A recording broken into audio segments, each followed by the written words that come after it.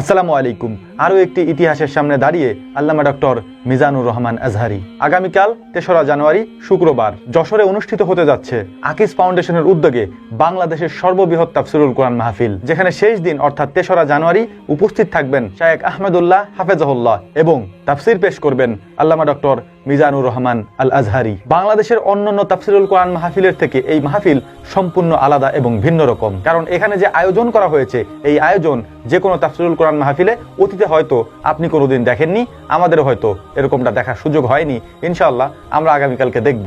এই মাহফিল উপলক্ষে এখানে যা করা হয়েছে এটা আসলেই চোখ ধাঁধানো একটা বিষয়। ডক্টর মিজানুর রহমান আজহারীর অন্যান্য যে মাহফিলগুলি হয় সেখানে আমরা দেখতে পাই যে অনেক বেশি ক্রাউড থাকে, তাকে হেলিকপ্টার থেকে নামার পরে মানুষ একেবারে ঘিরে ধরে, তাকে যেতে দেয় না, তারপর তার সাথে ছবি তোলার জন্য ব্যস্ত হয়ে পড়ে। কিন্তু এখানে সেরকমটা একেবারেই করা হয়নি।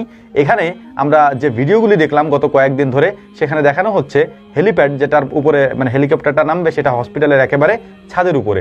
ওইখান থেকে নামার পর একটা সুড়ঙ্গের মতো রাস্তা করা হয়েছে, যে জায়গাটি দিয়ে শুধুমাত্র যারা আলেমুল আমরা আসবেন তারা ওইখান দিয়ে যাবেন। সব থেকে গুরুত্বপূর্ণ এবং ভালো লাগার একটা বিষয় হচ্ছে মঞ্চে কোনো মানুষ থাকবে না, অর্থাৎ যে মঞ্চটা করা হয়েছে ওই মঞ্চে ওনারা যেরকমটা বললেন আগামীকালকে আমরা গিয়ে ওখানে দেখতে পারবো ইনশাআল্লাহ, ওই মঞ্চে কোনো মানুষ উপস্থিত থাকতে পারবে না, একজন বক্তা সেখানে উপস্থিত থাকবেন, অর্থাৎ যিনি বক্তব্য দিবেন, যিনি ওয়াজ করবেন, যিনি তাফসির পেশ করবেন, শুধুমাত্র তিনি সেখানে থাকবেন, তিনি সেখানে বসে কথা বলবেন এবং সামনে হাজার হাজার লক্ষ লক্ষ জনতা তার বক্তব্য শুনবেন। যতটুকু আমরা দেখেছি 8 থেকে 10টার মতো এখানে প্রজেক্টর লাগানো হয়েছে বাহিরে, যাতে করে ওয়াজ মাহফিল শোনা যায়।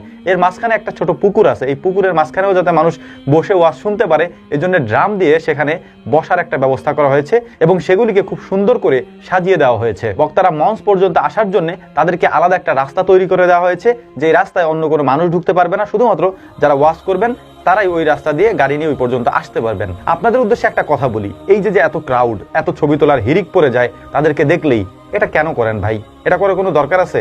আপনি সেখানে গিয়েছেন একজন আলেমের, একজন বক্তার অথবা একজন ওয়াইজের বক্তব্য শোনার জন্য, আপনার জীবন পরিবর্তন করার জন্য। যদি উদ্দেশ্য হয় এরকম যে আমি তাকে দেখতে গিয়েছি, নসিহত শুনতে যাইনি, সেটা ভিন্ন কথা। কিন্তু অবশ্যই যদি ওয়াজ মাহফিলে যান আপনি সাথে করে কিছু নিয়ে আসেন, অর্থাৎ তাদের ভালো কথাগুলি আপনি সাথে করে নিয়ে আসেন, বিতর্কিত কথাগুলি ত্যাগ করার চেষ্টা করেন। এটা শুধুমাত্র মিজানুর রহমান আজহারী, শায়েখ আহমদুল্লাহ অর্থাৎ আর বাকি যারা আলেমুল আমরা আছেন তাদের ক্ষেত্রেই না, এটা সবার ক্ষেত্রে প্রযোজ্য। মানুষের ভালো কথাটা গ্রহণ করেন, একজন মানুষ ভালো পরামর্শ দিলে সেটা গ্রহণ করেন।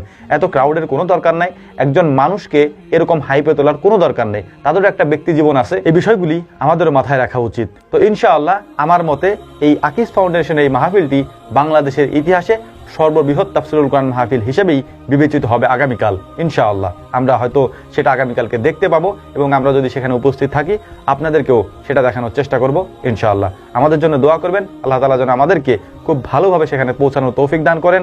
ওমা তৌফিকি ইল্লা বিল্লাহ। নাসরুম মিনাল্লাহি ফাতহুন কারীব ওয়া আখিরু দাওয়ানা আলহামদুলিল্লাহি রাব্বিল আলামিন। আসসালামু আলাইকুম ওয়া রাহমাতুল্লাহি তাআলা ওয়া বারাকাতুহু।